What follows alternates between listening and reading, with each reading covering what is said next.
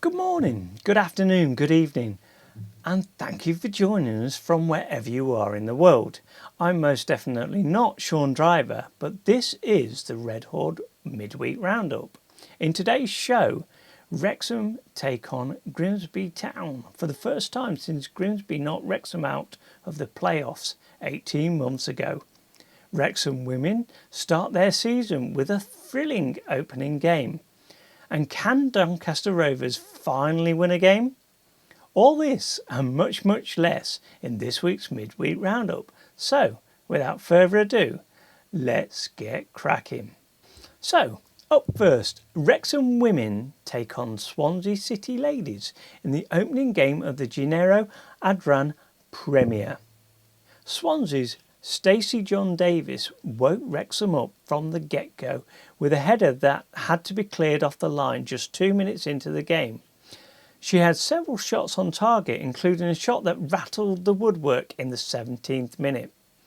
But Wrexham kept their cool and Rebecca Pritchard scored the first goal in the 23rd minute to open her account for this season with a sweeping shot into the left-hand corner. In the 29th minute, John Davis suffered an injury after colliding with the advertising hoardings and was substituted by Robin Pinder. At half-time, the score was Wrexham 1, Swansea 0. Swansea opened the second half the same as the first when Chivers' long-range free kick bounced off the crossbar in the 47th minute. But on the stroke of the 55th minute, Rosie Jones' long-range shot took Wrexham 2-0 up. All was looking good for an opening win when Swansea's Pinder scored in the 75th minute and Wrexham's goalkeeper injured herself in an attempt to block the goal and was substituted by Bolland. In the 87th minute, Hannah Kriakopoulos, Wrexham's summer signing, took Wrexham to 3-2 just minutes before full time. 89 minutes into the game and Swansea's Ellie Lake was sent off for kicking Pritchard, but that wasn't the end of the drama as 4 minutes into extra time Katie Hosford levelled the match to make the final score 3-all. If you haven't seen the match and would like to watch it, you can find it on the S4C YouTube channel. Hopefully there'll be a link to the game in the description below. Next up, Wrexham versus Grimsby Town.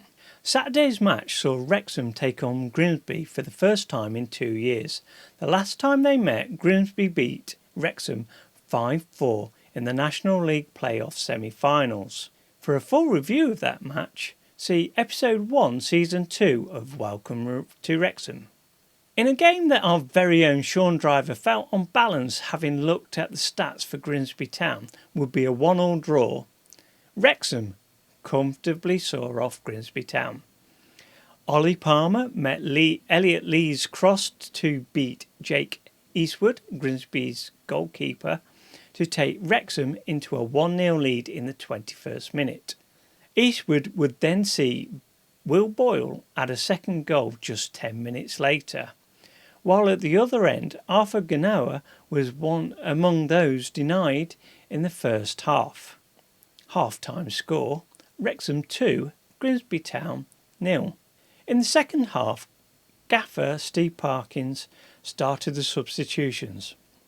But despite lots of calls from the Red Horde YouTube watch party contingent to sub Paul Mullins, who was on his first start for the club this season and was visibly looking tired, the first sub was in fact Palmer in the 64th minute for Dalby. Everyone breathed a sigh of relief when, in the 71st minute, both Mullins and O'Connor were subbed for Fletcher and Evans respectively. Then, in the 79th minute, Sam Dalby set up Lee to seal the victory, taking the final score to 3-0. And finally, Forest Green Rovers versus Doncaster Rovers. Forest Green Rovers were playing host to the bottom of the league, Doncaster. A game on paper that they should have won comfortably.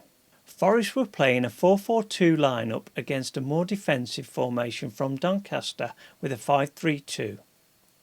Forest Green were dealt a blow in the 6th minute and Dabo was injured, ultimately having to be subbed in the 9th minute of the game. Then, in the 25th minute, Reece Brown received the first yellow card of the match following a poor challenge on Doncaster's Owen Bailey. The deadlock was finally broken when a cross by Broadbent found Biggins, who planted it into the bottom left-hand corner. Forest Green Rovers 0, Doncaster Rovers 1. After 5 minutes of extra time, the first half score line remained the same. Could Doncaster Rovers finally get a win? The second half opened with some very physical match play, with Jordan Moore-Taylor from Forest Green Rovers getting a yellow card for a foul against Biggins in the 51st minute. Joseph Almu from Doncaster Rovers was next to be booked in the 70th minute, followed just a minute later by Rhys Innes of Forest Green Rovers. Charlie McCann, Forest Green Rovers, was next to receive a yellow card in the 79th minute. 83 minutes into the game and Doncaster had a single goal lead. It was looking like Doncaster could survive the kick-in, literally, and finally win a game, but it wasn't to be, as Marcel Lavernier crossed the ball into the box and Jordan Moore-Taylor headed the ball into the back of the net to take the score to 1-1 in the 84th minute of the game. As the game entered extra time, the score sat 1-1. It was looking like one more draw for Doncaster until in the 96th minute when Ben Close took a long-range shot that went into the top right-hand corner to make the final score. Forest Green Rovers 1, Doncaster Rovers 2. A hard-fought 3 points for Doncaster Rovers. So, let's take a look at the full results for the week of Saturday the 16th of September 2023.